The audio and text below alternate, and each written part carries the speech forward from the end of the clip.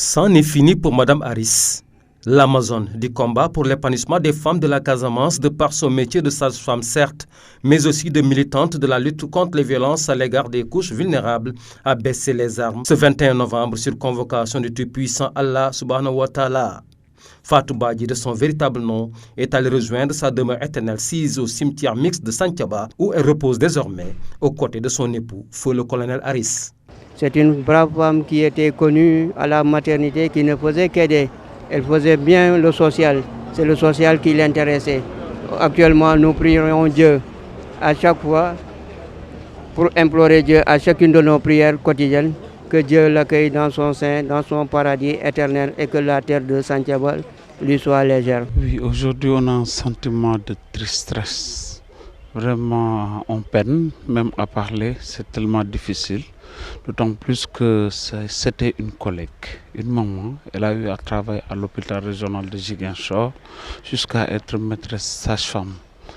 Celui qui dit maîtresse sage-femme veut dire formation, parce que c'est elle qui encadrait les nouvelles qui venaient d'arriver pour leur montrer le travail au temps où Ziguinchor, ce n'était pas facile d'avoir du personnel.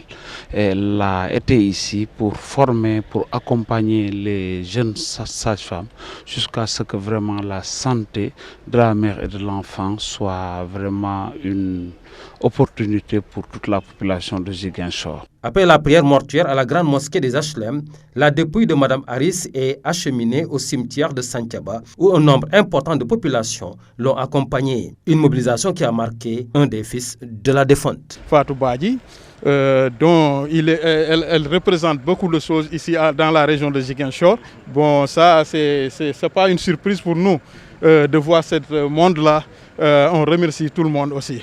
C'est dire que Fatou Badji Harris a quitté le monde ici-bas sans vivre le dénouement définitif du conflit armé en Casamance, un rêve qu'elle a toujours nourri durant toute sa vie. Heureusement qu'elle a pu laisser à la Casamance un héritage de femmes qui ont la lourde tâche de poursuivre son œuvre.